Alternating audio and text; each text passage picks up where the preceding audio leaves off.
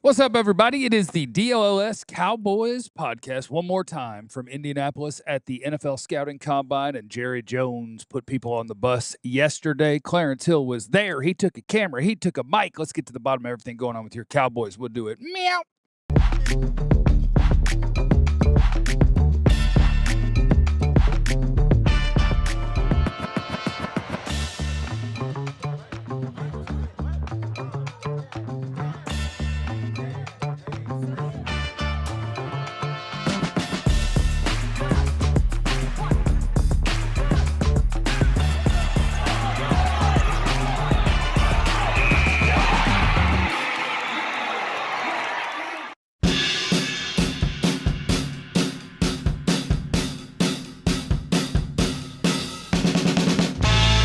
All right, what's up, everybody? Welcome in. It is your DLLS Cowboys podcast. We are live in Indianapolis. We are at the NFL Scouting Combine, and everyone went home but us. It means more to us. They don't want it that bad. It just means more. Darren Sharper. On DLLS, it just means more. We the hardest hitting show in Radio Row in the league. And we're happy to be here. We're having a great time. Have one last recap stream later tonight from Casa de On the Road Day, Heffrey Day, DLLS Dream House. But for now, yesterday was the big day. Yesterday was the big day. Hello, my name is Jeff. I am next to former Cowboy wide receiver Jesse Holley. Yeah!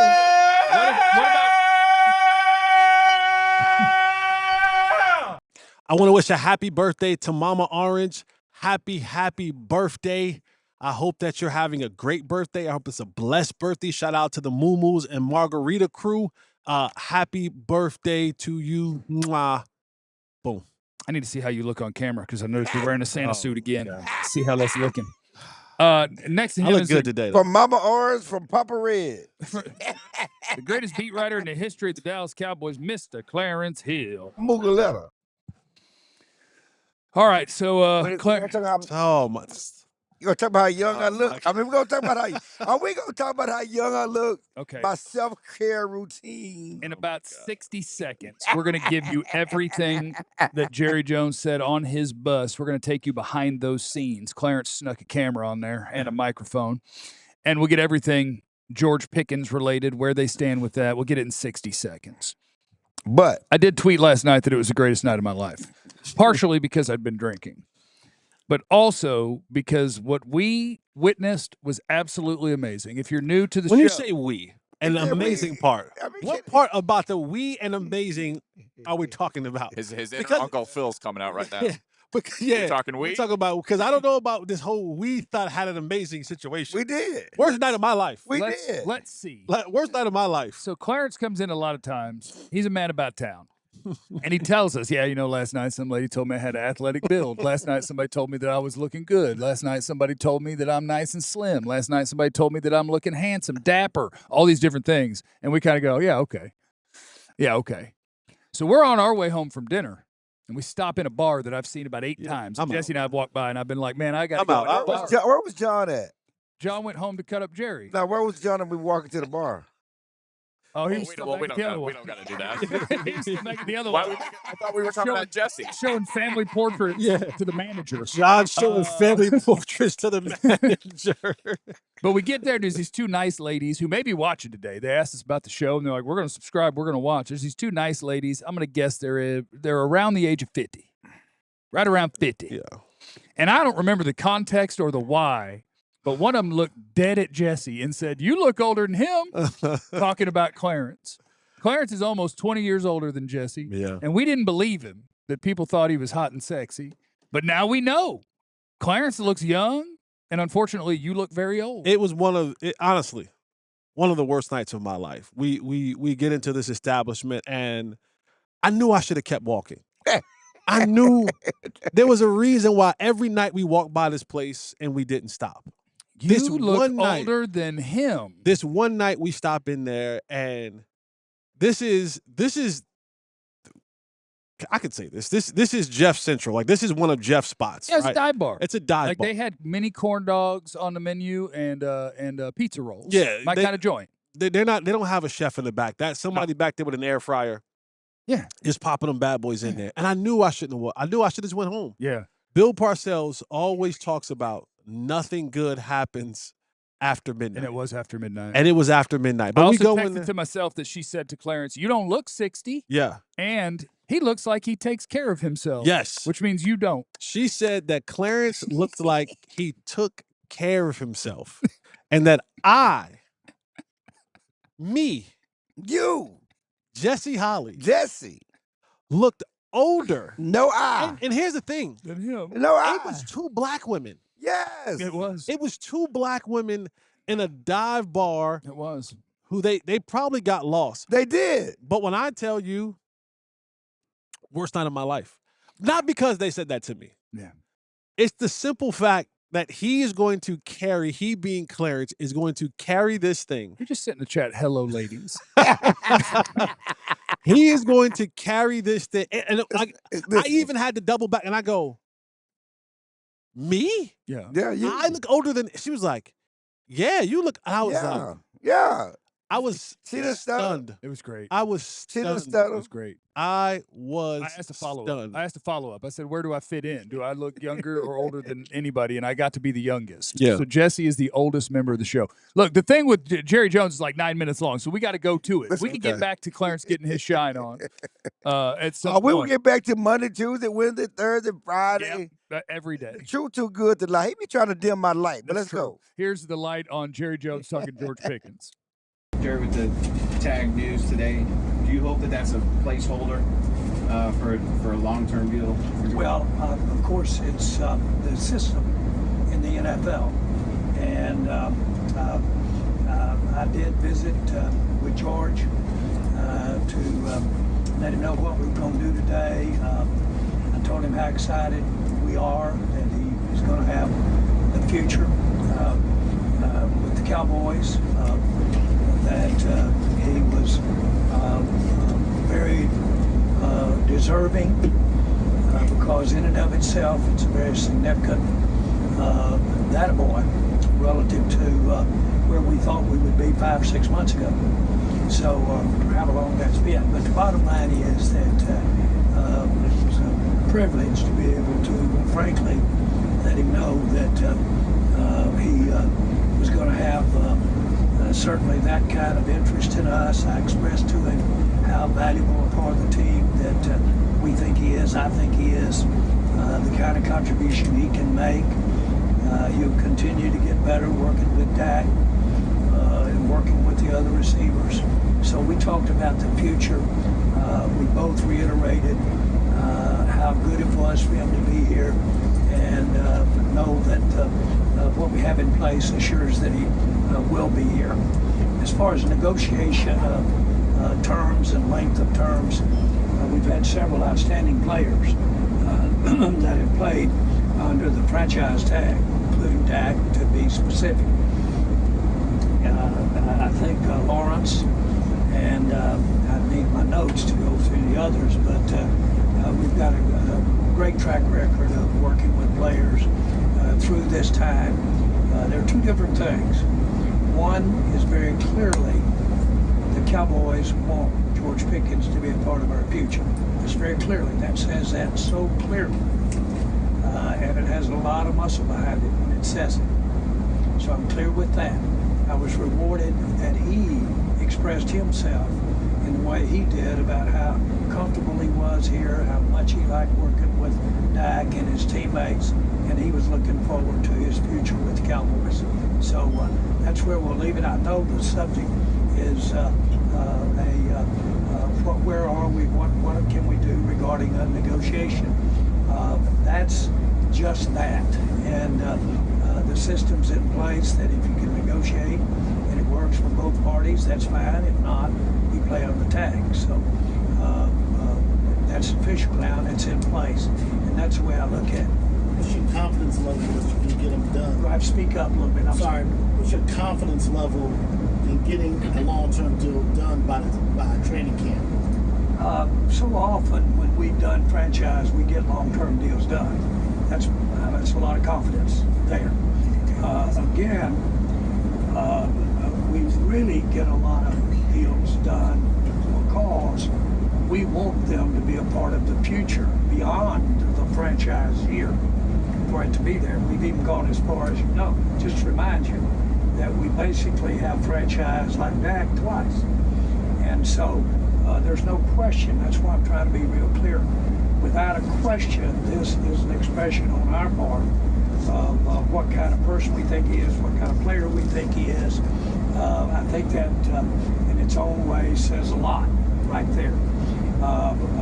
Regarding his representation, I can clearly work with his agent, not clearly to you, but clearly to me. I have no issues. We haven't met, as you well know, but we haven't met. But to the end that we can have discussion about him and other players that he represents. We understand the angst that's there, how he's representing and his goals of maximizing the dollars. And he clearly is accomplished enough to know the alternative to that is our job of managing the club and the salary cap and getting as much mileage out of the cap as we can. No mistake about how much we want George Pickens to be a part of our future. And I would want all of our fans to rest assured that I have every intention of working very good with his agent. I have no reason to have an issue other than the fact that he represented Parsons, and we ended up making a trade with Parsons. But y'all heard me say before that had little to do with his involvement. That was more about just the situation, criticize me or not, about what Parsons was worth in a decision on our part. You made a point to say you can work with the agent, and the reason is, I guess, an issue because you made a point last year to say that I don't need to talk to the agent, I don't even know the agent's name. Do you regret how that narrative came out, or you making a point that I have no problem with the agent now? The regret is not at all the way it turned out. I'm just talking about how it worked, the agent narrative. And so I don't have a regret. Agents, attorneys, they're not the principal. Okay. They represent, as we all know, I don't have to explain to anybody that, they represent many players in this case, or an attorney represents many clients. And so I understand that. I've been doing this a long time, both on the field and off the field. And so I understand representation. And I don't get mad about it. I don't flare about it. I may not be getting the answers that I think is in the best interest of my side of the ledger, but I sure don't flare about it. I have no reason to flare about him because I've never even talked to him. And so the bottom line is that to the end that we can, I've had agents with their wives spend the night in my house before. So I don't have any problem, but I clearly understand they're there to represent that part of it. It has a major thing called financial that's always involved because of just the nature of what we're doing with it. And rarely do you see eye to eye on that. And I accept the fact that George or any other player might want somebody else to speak of the financial matter. Let me be real clear. I have no issues at all with working with his agent, and I have no issue with the agent, him, not at all.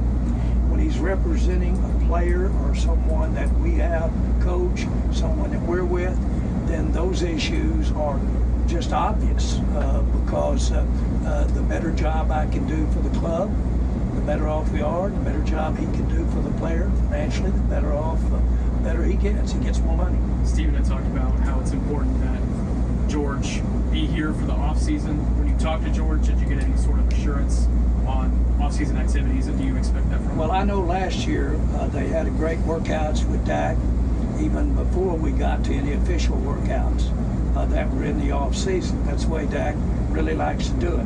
What I did get is how much it meant to George that he's working with Dak. And that was a big thing that I came away with, of how much that he appreciates what Dak is about what he's about. Obviously, it's kind of unique, quarterbacks and receivers, and they're dependent upon each other a lot. And that's not to say Dak's not dependent on that center either, but still, we understand timing. And so, to the end that they work through that, I'm sure it will.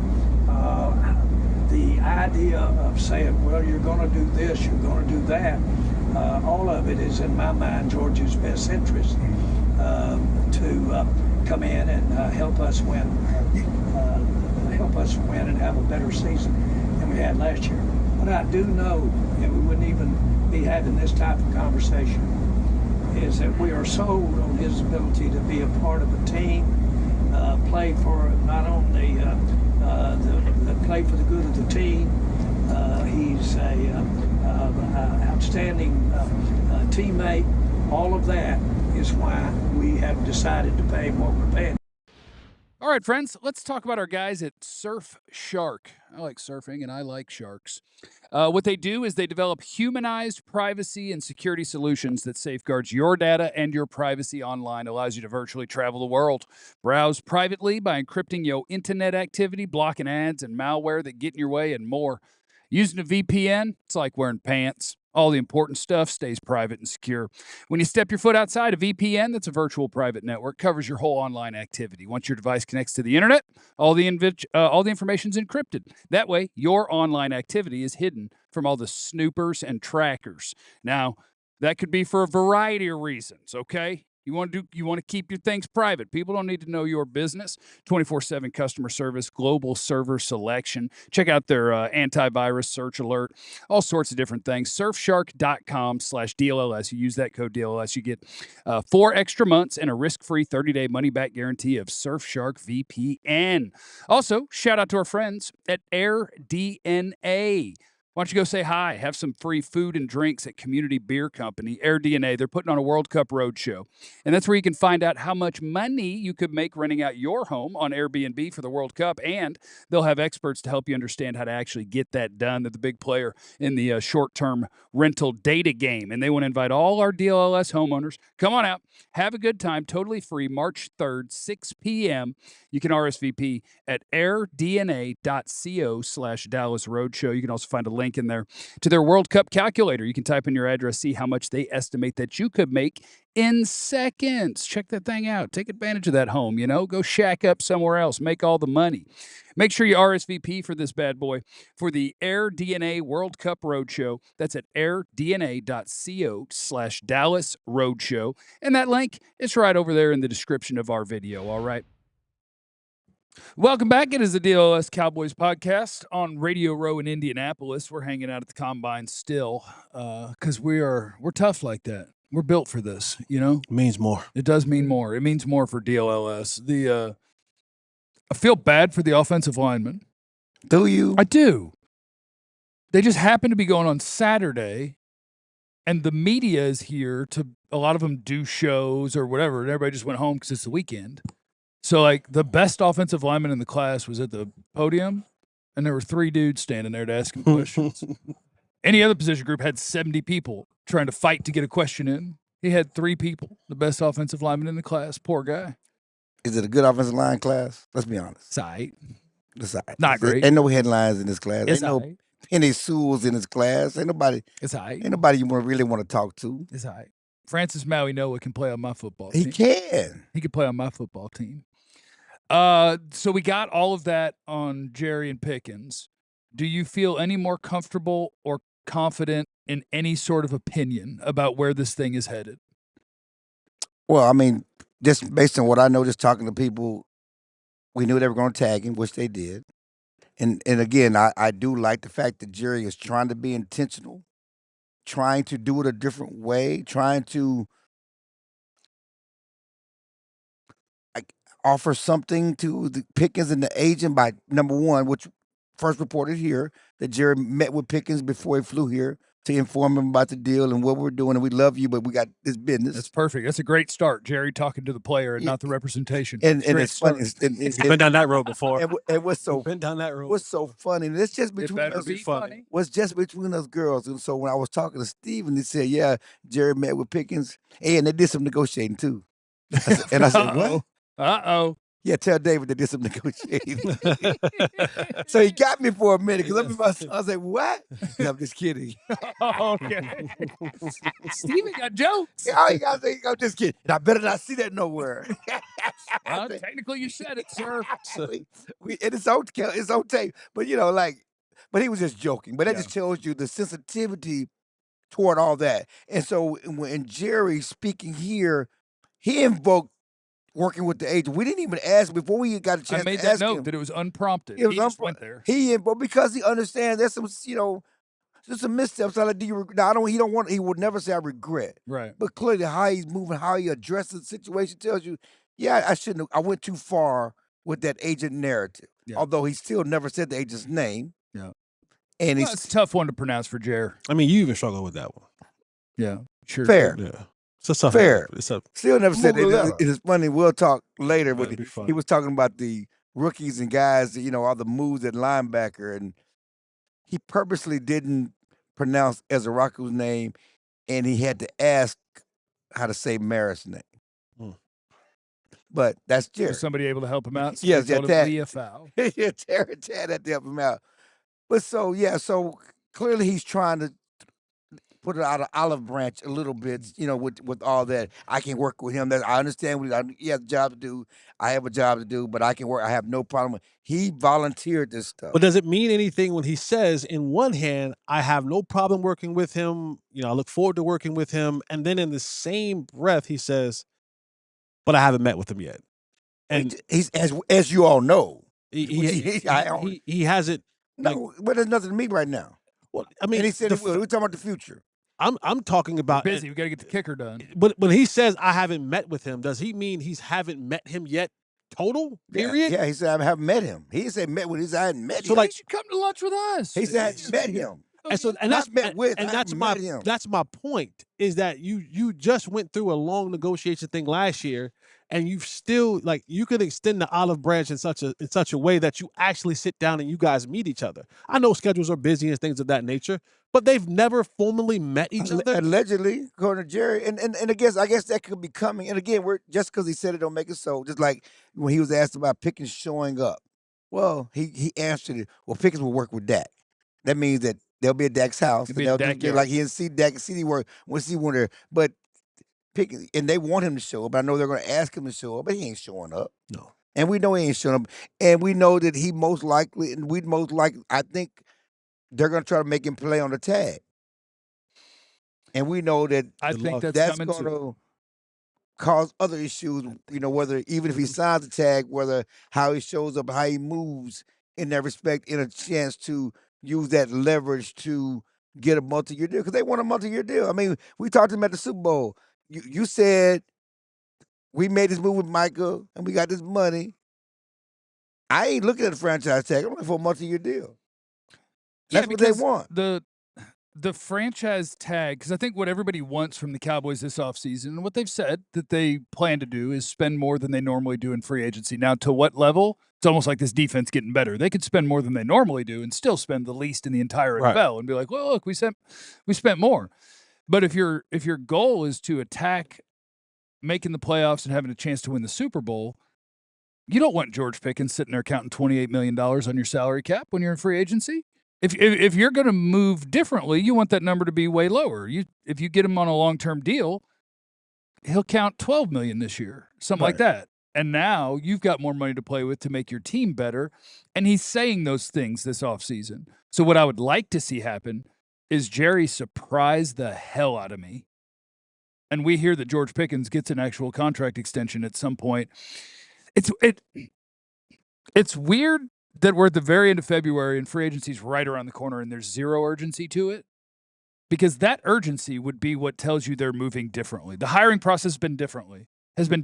Right. Jerry has been less out there in the media, although I guess it's kind of quiet season anyway. Mm-hmm. So in some ways they are, but in one of the most important ways, you're still doing things the exact same, where you're going to let things just kind of play out and leave it alone, and you're not going to take your opportunity to make your team the best that you could by having your money available. They're going to restructure their players like they do every offseason Right. and give themselves some cap space.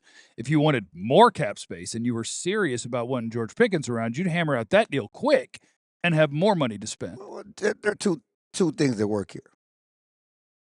They got Pickens on the roster this year. This is a year-to-year thing. Let's be honest about this. They're trying to win next year. It's a year-to-year thing, okay? He's, in their mind, he's going to be on the team. Right. One, by hook or crook, one way or another, he's going to be on the team. Right. Okay? They can get enough money doing other things to do whatever they want free agency, even with that cap figure high. To me, moving different is, and what he has said, and again, we're going to go through this interview today, probably Monday, whatever else. He talked about breaking the bank in free agency and being aggressive in free agency. We're going to spend more money in free agency and on players to improve this roster. CP told him when they came here, y'all want to be here, but y'all got to help me out. Y'all got to improve this thing. And he has said, that's how I move different. He pointed out 2 teams in the Super Bowls the last couple of years, how they do business off the field. And he said, that's what I want to do. So he's talking about the Eagles. He's talking about Howie. Yeah. He's talking about what the Patriots of Seattle did, first and fourth highest ranked teams spending money for agency last year. So that's, in his mind, that's how I'm going to move differently. And maybe it's free agent PTSD for me. Yeah. Is because when you look at what the Cowboys did last year, and they finished 25th. They fell 25th last year in free agent spending, signed 16 contracts. And the last 5 years that lasted the league. Exactly. By a long combined. By a long shot, right? And so, and now the cap is up $22 million from what it was a year ago. So sometimes when he says things, I'm asking the question, is this about how he's actually going to move?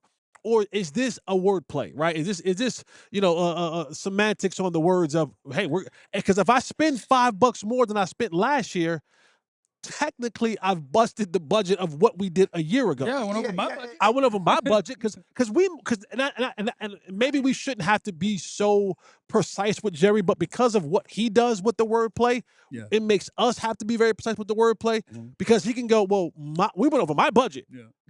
I know what y'all think we were supposed to spend, but my budget was $11. So we spent 14. He missed an opportunity. You missed an opportunity. No. You need to make him define the word bust. See, y'all like, see, again, I need y'all to watch the whole thing because I challenged him on that. I say, Jerry, there's a difference between spending more and going all in. Yeah. Like the Rams, okay? Putting all your chips. There's a difference between spending more than you did and busting the budget. Yeah. And he said, and it's going to be a great drop if we find it, we're being semantical. You're talking semantical. I don't know if that's a word.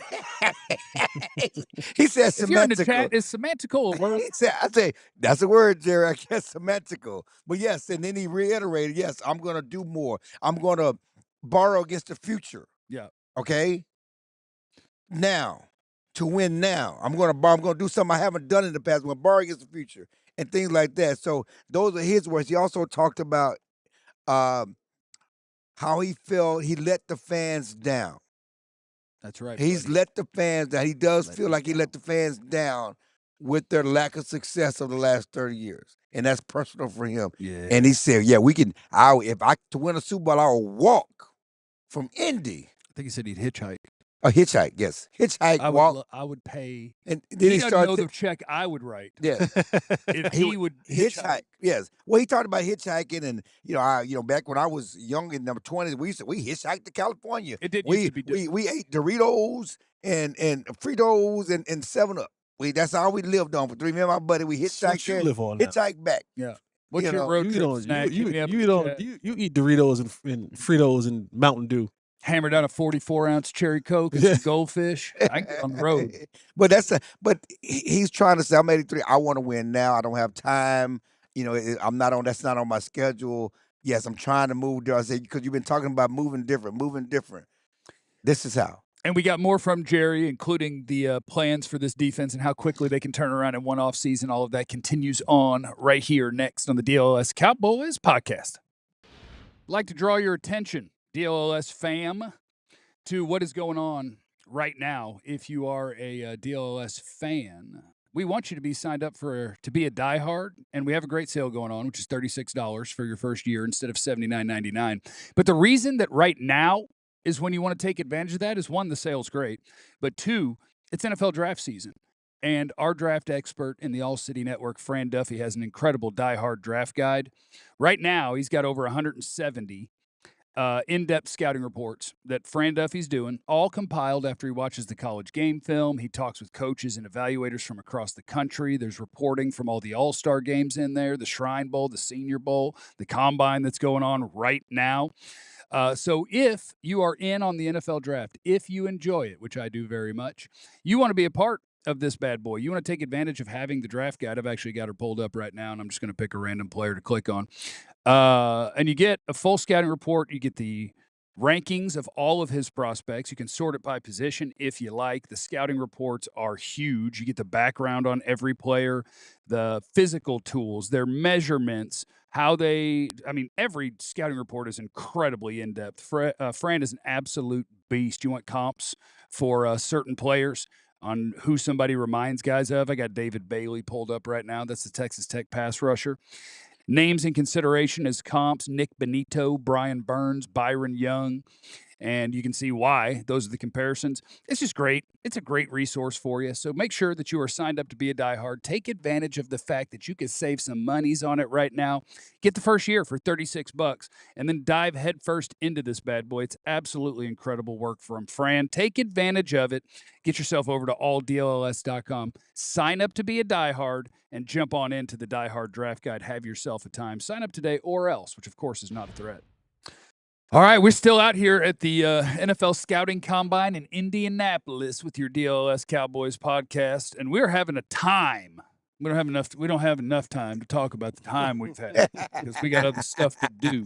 Maybe we can do that for the supporters club video. All the waitresses, y'all All I'm met? saying is, just so y'all know, All the waitresses. whenever they play that Doodle Queen drop, it's no longer about me. It's not about you. It is not about me. No, it's two of y'all. No, you're still the queen. No. You You call ever seen a yourself a deck of queen. cards? You No. are the king. You're the queen. No. We got the king and queen now. No. Let's hit your super chats. We appreciate you guys. Williams in the super chat, and he said, Jerry must prove it. They need to sign starting players for multiple years at key positions. Otherwise, it's just another drought year. And I agree with that. It's the bottom of the barrel free agency stuff. And hopefully, based on what Clarence said, I've got a little bit of optimism there that your defensive coordinator coming in was just like, hey, like that doesn't work. Yeah. Like I have to have this, let this, him and know. this. And if I'm not going to have that, I can't do this job. And if you've got that expectation out there and they're not going to just, and I think, probably Eberflus can own some of this from last year because your coordinators have say. They didn't go get Kenneth Murray, Kyer Elam, whoever, without the DC being like, yeah, I can work with that. And so he can have part of that. Yeah, and Jerry talked about mistakes on defense and the evaluation from ownership, the coaching, the players, scouting.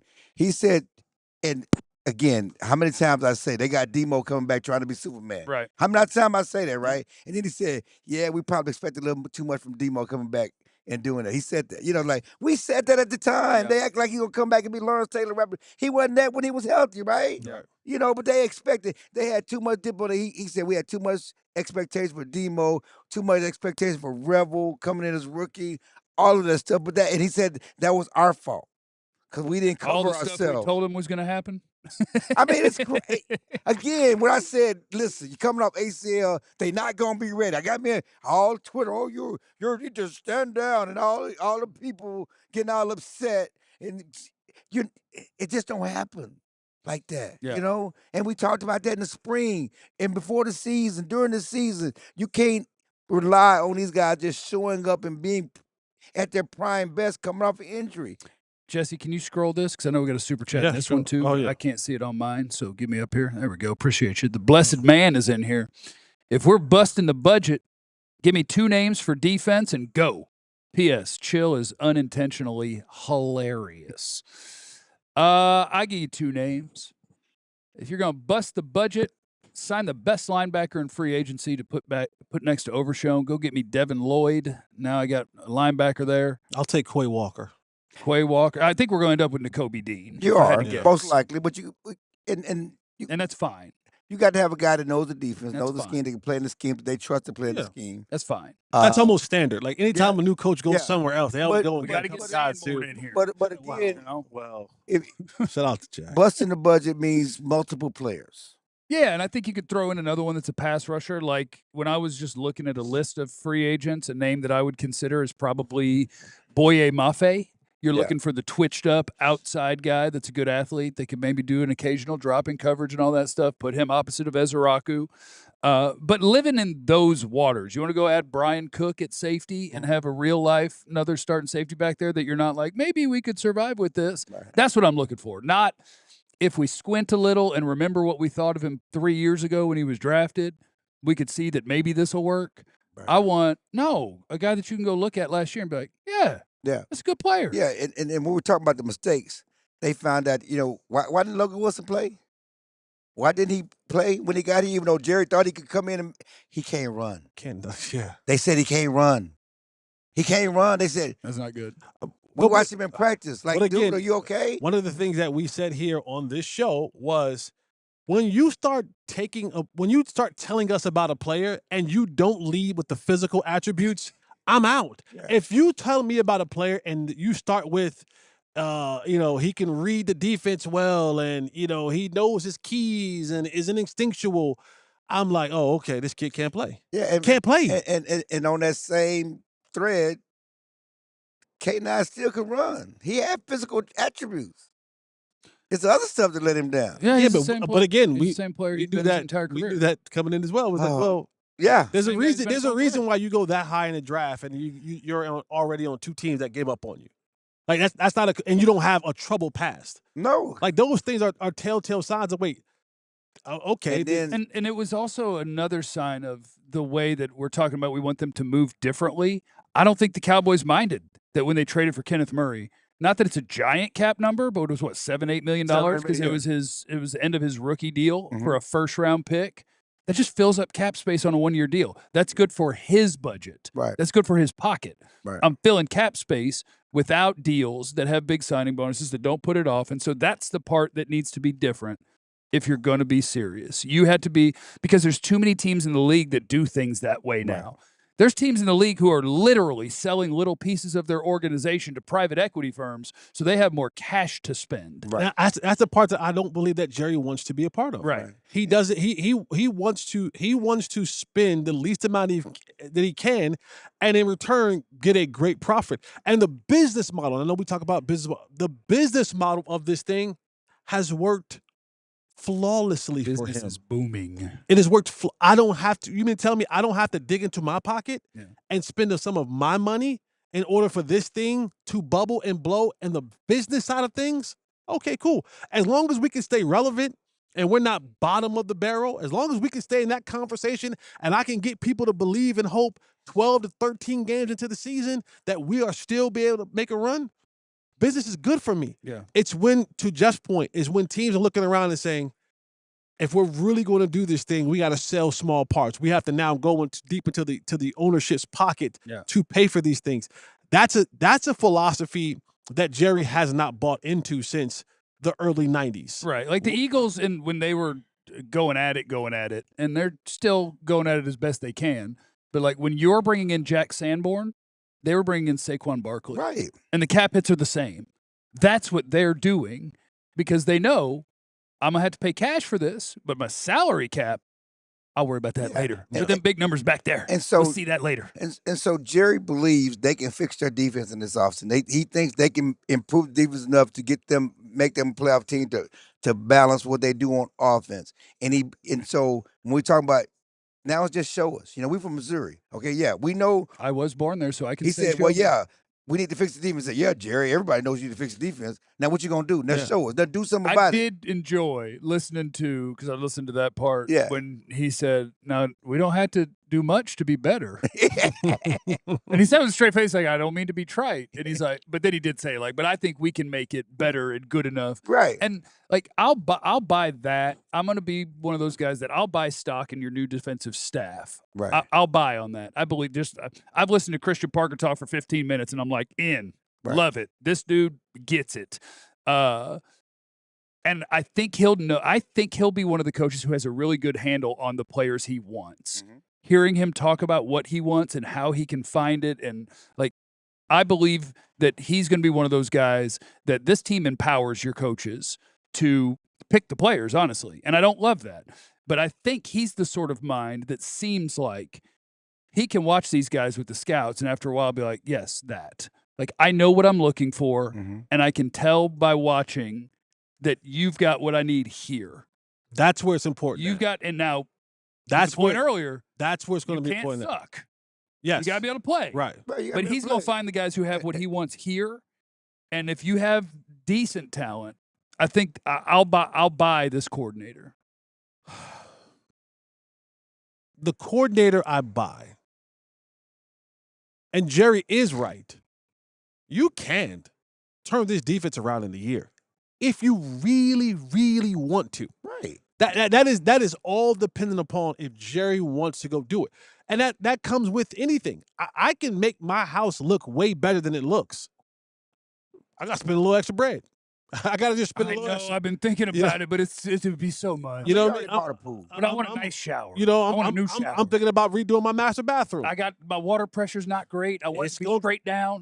Can I do it? Sure can. I could. It's going to cost me, though. We want to bust the But budget. he got the money to do it, though. It's going, yeah, but does he want to? Well, he says he does, and that's all we can do. Go on what he says, and that's what we do at this point. This optimism, head into free agency. This is the plan. Unlike last year, years past, there was a lot of talk about pie, and we only got so much money. There's not any talk about we only got so much money in the pie and how we make it all fit. They're openly talking about, yes, we're going to do things. We're going to spend more money. We're going to be aggressive to improve this defense. Yes, they have to show us. They have to do it. But their words are different.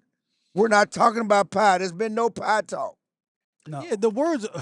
That's how we go on. Okay, this is me being playing. Semantical. This is me being semantical, right? Semantical. This because it's you can change the words, but they mean the same. Well, I mean, busting the budget, same as all in. Right? It's the same thing. Just got to show me. It's right, all that's the same we're thing. not talking about pie. Again, we're using the, what I'm saying is, yes, it's not, That's it's not talking semantics. about pie. That's semantics. Even doing all in, they were still talking about pie. He's going to have to show us. Now, they're restructuring Dak, CD, and Tyler Smith like we told you they would do. They're not going to have their 3 defensive tackles on the current numbers that are on the cap either, which we told you they're going to do. And they will have plenty of money to spend if they want to do it. And that's get that's Pickens done, you'll have even more. Yeah, and that's what Pickens, on the even with him on the tag, you can do what you got to do. That's 27.3 and not 28. That's right. We're saving. See, tuck a little in our back pocket there. A little $700K right there in the back pocket. Coming up next on the DLLS Cowboys podcast, we are at the Combine. So we're going to talk with our buddy Fran Duffy, our All-City draft expert on all things Cowboys draft. That's next. Would like to encourage you, my friend, my DLLS homie, like to encourage you.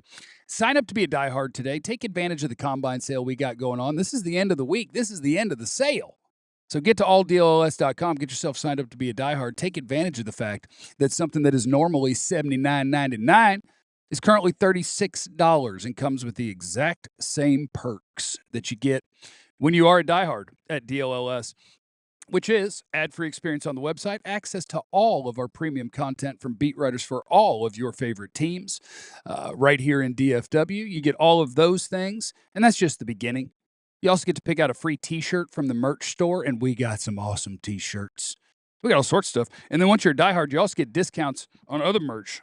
So you want to get you a DLLS hoodie, get you that bad boy. The Branded Bills hat. I think this is just a regular Branded Bills hat. I don't think this one's in the merch store, but I also got my DLLS one Branded Bills hat that is in the merch store. I got that one back in the room. We got all sorts of sweet merch that you get discounts on. You get your free T-shirt. You get to join our Discord where we're hanging out talking about all sorts of things. Let me see if I can get that sucker pulled up. I'll tell you what all the different channels are. I was just in the Cowboy chat this morning. The DLLS, we got Diehard chat, podcast chat, merch, video games, movies, TV, Cowboys, music, food, books, wrestling, motorsports, Olympics, Rangers, Stars, Mavs, Wings, college football, all those different things to hang out and talk with fellow DFW Diehards right there at your fingertips once you get signed up to be a Diehard. Also a great time for it right now because we're here at the Combine and you get access to Fran Duffy's Diehard Draft Guide with in-depth scouting reports. And when I say in-depth, I'm talking in-depth scouting reports on all of the different prospects that you may want to see the Dallas Cowboys select. You got rankings, you got scouting reports, you got backgrounds, you got comparisons, all those different things from Fran. So take advantage of the sale. Sign up to be a diehard. Do it today or else. Not a threat. All right, friends, I am joined by the great and powerful Fran Duffy, our All-City draft expert, who you can also catch on PHLY. You don't have to. But just because we may not be the biggest fans of the team or the city doesn't mean we can't support our friends. Thanks for joining us, Fran. It's good to see you. Great to see you, man. It's been a great week, right? It has been a great week. I love this. I love this stuff. This is a great event. I love this stuff. Yeah. Like, you and I are sitting here because Yep. I told Clarence and Jesse to go away because I just want to draft. That's You right. know, we had Jerry Jones talk. We got all sorts of stuff we got to do on the show, but I'm like, hold on, let me just go do my draft stuff. Yeah. Okay. And you guys get out. That's how I We'll feel. just hang out. From a Cowboys perspective, I'll just start off hot. Okay. If you could put together what you would think would be their ideal scenario Mm. for what they accomplish in the first round, how does a draft look? Who makes it to 12? Who's a pick that you think makes sense at 12 and at 20? Yeah, I think that I really like Avion Terrell. I don't think he's going to go 12. I think Sonny Styles is. I think that ship has sailed. But here's the thing. Yeah. If Avion Terrell goes 18, you feel like an idiot. Well, that's a valid point, and that's where it will come down to how they view him internally, right? Right. Like if they view him as worthy of that, then you do it. Yeah. Just the whispers in the wind, like doesn't seem like he's going to go that high. But it's going to be really the fact that Sonny Styles, I feel like, has definitely like played his way into the top. Or I shouldn't even say played his way, but like what you're hearing from this week, how he's interviewing. He's not making it out of the top 10. And so if Downs doesn't make it either, so you don't get Styles and you don't get Downs. We don't know these things, guys. You never know. Okay? You can dream. Yeah. I think Downs has a better shot at making it to 12 than Styles. I think I do too. Yeah. I think I do too. History shows that the safeties fall more than the freaky athlete linebacker. And he's not, and like Downs is, I love Caleb Downs. Yes. I love Caleb Downs. He'll be a top 5 player for me. Right. But it's not like he breaks the system as a prospect, Right. you know? Yep. Like if you had more Ed Reed to him, Yep. then like, sure, he might go number 2 or number 3. I think he's an awesome player. I think he would fit great in Dallas. I think he'd be our nickel Yep. in a Christian Parker defense, Right. not a deep safety. And I think in that way he can disrupt the game a ton.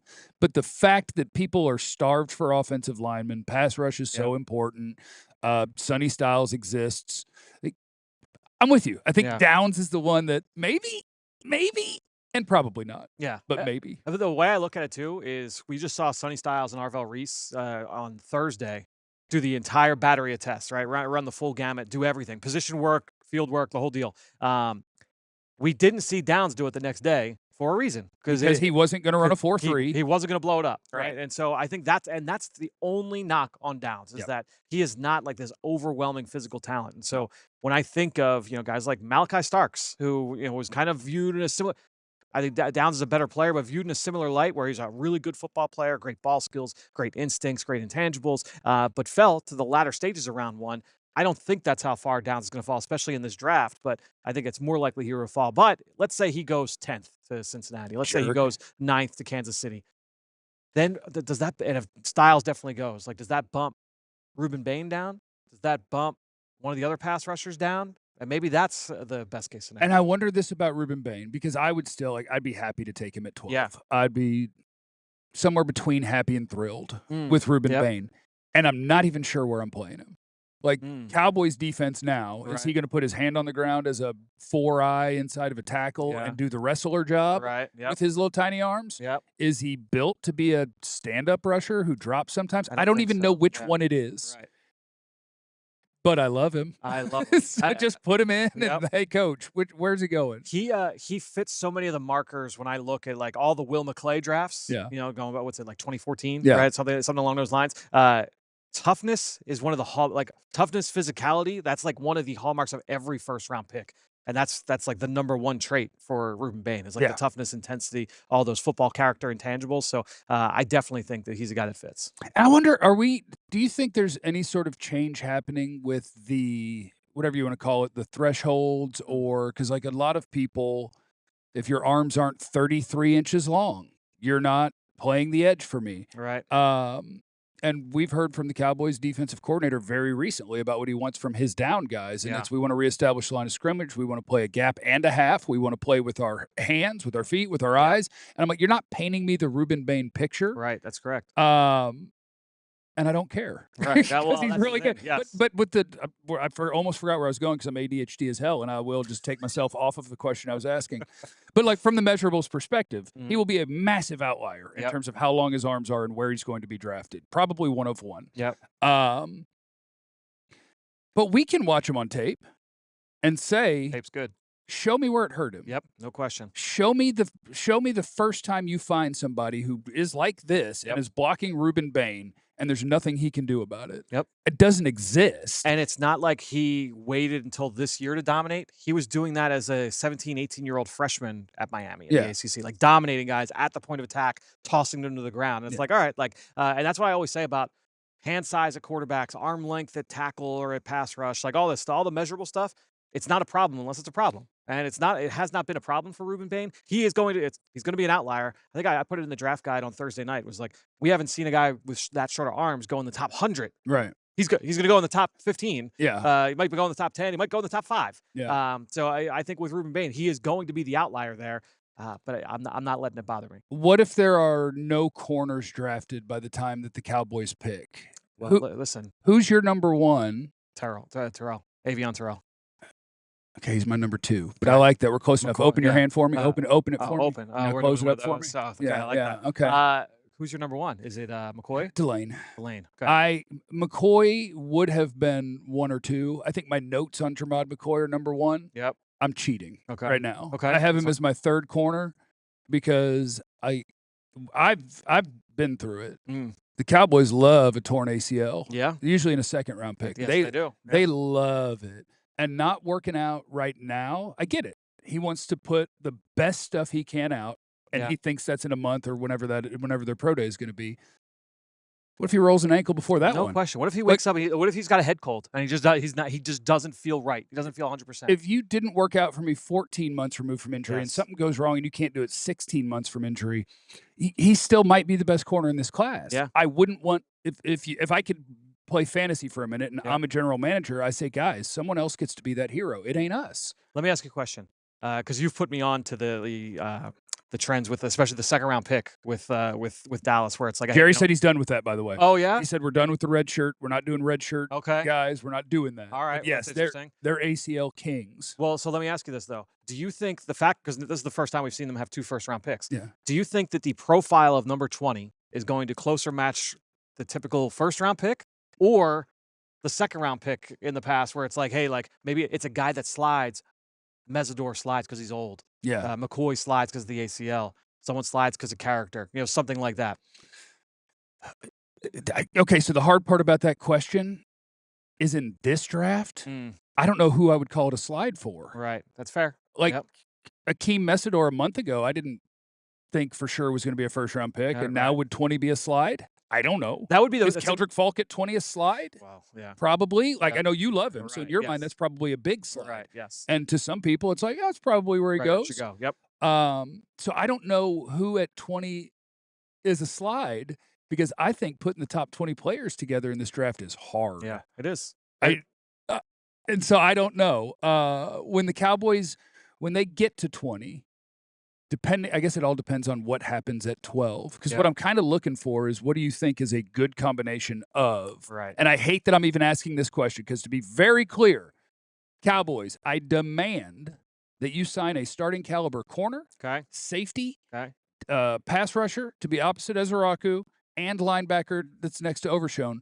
that you can go play football. I demand that you sign all of those so that I don't have to ask the question this way, because you're supposed to be able to draft clean and pick the best player. Yep. But if they can't, what I'm looking for is like the best combination of either pass rusher, linebacker, corner, safety. Yep. Those 4 positions, 2 guys between 12 and 20, and I'm looking for that best combination. I mean, I think Thieneman from Oregon is a perfect fit in that system. Either is a deep or as a nickel, right? Yeah, I think that to me, I like him more as a deep personally. I know do there too. are some that like him as a nickel. You know, People yell at me in the chat. Can you tell me if you're on my team or the chat's team? I love Thieneman. I think he's a really good, well-rounded player. Yes. I think at nickel, where I'll just keep referencing things Christian Parker said the other day, where it's like, cover? Yeah. Play the run? Sure. Yep. Blow up RPO screens? Like, I don't think that's him. Yep. I don't think he's a thumper. And people are like, yeah, he is. And I'm like, he will make the tackle. Yep. But he's a grab and drag down tackler. Right. He's not you want me to be the enforcer down here in the box and at the line of scrimmage. I don't think that's him. Yeah, I think that so he showed a decent amount of that the second half of the year when he was at Purdue. So 2024, he was like he started his career as like post safety. Ball hawk, center fielder. And he started the season that way early on in Purdue. And then the second half of the year, they start like, we got to move him around. We got to get him closer to the action, closer to the ball. Yeah. And you saw more of those plays. But with his dimensions, like that's not necessarily his strength. That's not a superpower for him going in the league. And honestly, like from the coverage end of it, I know like there's comparisons to like Cooper DeJean, and maybe that's for complexion reasons. Melanin purposes. Yes, right. Vitamin D reasons. When you're looking at DeJean, like DeJean was a legitimate outside corner in the Big Ten for 3 years. Right. Like awesome. Yeah. Awesome cover guy. And in the NFL, like plays outside a corner. Yeah. I don't know that Thieneman's like that level of cover player. Like he's hyper instinctive. I think he can match at times. Zone stuff like great, but if you're gonna play man on third down, like I don't know that I want him. You know, you're going up against the Cowboys and go CeeDee Lamb. Like I don't want Dylan Thieneman matched up on CeeDee Lamb. No. So I don't. To me, like I don't want Downs either. Well, but I think he has a better. I think he has a better shot at it. Right. And I think he's more suited for we're closer to the line. I'm going to make plays in the backfield. I think he's more suited for that. Yeah. And I think Thieneman's probably better. Yeah. As a deep half or even solo back there, range and reacting. And so I think him at 20. That fits. Yeah. So let's say, all right, so let's play this out. So if Thieneman, because I feel like Dallas, that might be the ceiling for Thieneman. I feel like Dallas might be the ceiling for Mesidor. Yeah. So let's say, all right, so if Bain falls to them, all right, then maybe you're going Thieneman to 20? Yeah, Bain and Thieneman. Bain Thieneman as a best case, like a best case scenario? Or it's Downs Mesidor? Which one do you like more? Ooh.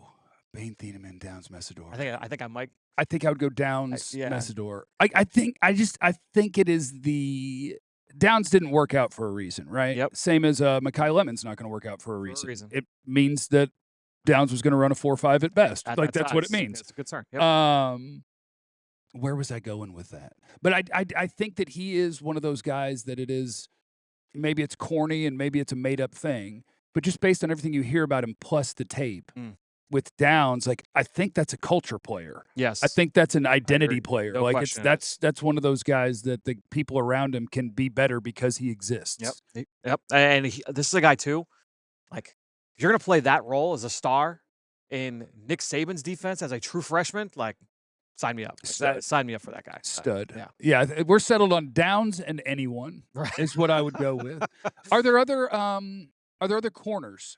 Like what is your order on your corners? Are you still super high on the Florida guy? Like I have him as second round pick. I don't see anybody that loves it. Like yesterday. Okay, and that's a little slow. A little slow. At 6'3", like I can forgive it, but on tape, like he looks faster. I thought he could really run. Yeah, too. To me, like I saw the movement skills that are like unique. And talking with some people, it was like I talked with some scouts yesterday during the workout, and as we were going through, just going through the list of the guys like who we were excited to watch today, I would point to Miller or to Moore. And they were like, yeah, like that guy's unique skill set. Yeah. And it didn't show up necessarily. And then he didn't work out either. And he's got injury history. I know. So that's the concern. But in this class, man, like this is a class where it's kind of devoid of like the true like blue chip level talent. Yeah. To me, he has like blue chip flashes on film. Right. And so that's a profile I can bet on. Let me run down my corners and you tell me how many it's okay to take at 20. Okay. Because I would take Delane at 12. Yeah. Terrell at 20, we both would say absolutely. For sure. Yep. Jermod McCoy. Wait, who? Yeah, I think you take him at 20. I think you take him at 20. Colton Hood at Tennessee. No, I think I'd let somebody else take him at 20. Chris Johnson. No. Not for me. I like him, but I didn't love him. Brandon Cisse. Cisse. I actually don't love him for the Christian Parker, Vic Fangio scheme. I think I like if you're gonna play a lot of man, a lot of solo coverage stuff. Like I like him there. I just didn't think he had like a great feel and like a lot of the pattern match, like passing guys off, overlapping in zone coverage. Is it safe to say we only have 3 guys that we would like I think so. that Corner, spot? right? Who else? There's I mean, that's my 3 yeah, first that's it, rounders, right. so Yeah, I think sounds about that's right. basically it. All right, tear down my stack. That's my Okay. stack real All quick. right, let's see. Best players in the draft. Best player Arvell number Reese, one, Sonny yep. Styles, Caleb Downs, Jeremiah Love, Ruben Bain, David Bailey, Mansour Delane, Francis Maui Noah, Jermod McCoy. Well, we'll talk about Jordan. Yeah, Tyson. Yeah, we might have to move Jordan Tyson a little bit. There are people that change when you couple the injury history with we're 2 months removed from something and you're still not working out. Now I've actually got speed questions and you're not really a detailed route runner. Never mind. Just tear down the first 9. Well, that's the thing, though, is like to that point. It's one of the things I love about coming here is that there's a lot of groupthink in this industry. Yeah. There just is, and it's not just media. It's like even with scouts, like they try their best to avoid groupthink, but there can be a lot of groupthink. They don't have the balls to put Stukes in the second round like I do. I'm with you there. Let's go. Second round maybe a little rich, but I like trading Stukes. Now that said, it can be like a little bit of a palate cleanser to come to an event like this, and you see guys go back to back, and Yeah. you see guys get compared next to each other. Not even like testing standpoint, but the interviews, like all that stuff, and you're like, are we sure Sonny Styles isn't a better overall prospect than Arvell Reese? Like, are we sure that We're absolutely not, especially well- now that I'm pretty sure Arvell Reese is absolutely a linebacker. right? Well, And I know Sonny Styles is a better off-ball linebacker. better At least I linebacker. think so. And that's the thing. If you don't think that Reese is going to be Good an point, edge rusher, Fran. Styles, there we number go. 1. Swap them up. But if you don't think Reese is going to be an edge rusher, if you're going to put him as a backer, to me, like Styles is better though. Right. He's ahead of him. And he's bigger. He's more athletic. And he's done it. So it's those kind of things here at this event that are interesting. And sometimes it can be from having conversations with people, but sometimes it's the tangible stuff as well. Fran, you're a beast. We want everybody to take advantage of our Diehard sale too. Make sure that you're getting in there so you have access to the Diehard draft guide. It's incredible the work that Fran does. Fran Duffy, appreciate you, brother. Appreciate you, man. All right, that's Fran. I'm Jeff. We appreciate you hanging out with us at the Combine. And just in case this is played at the end of the show, remember, you have no idea what anybody's going through. Be cool to everybody. We love you. Be We all silly like the mayor.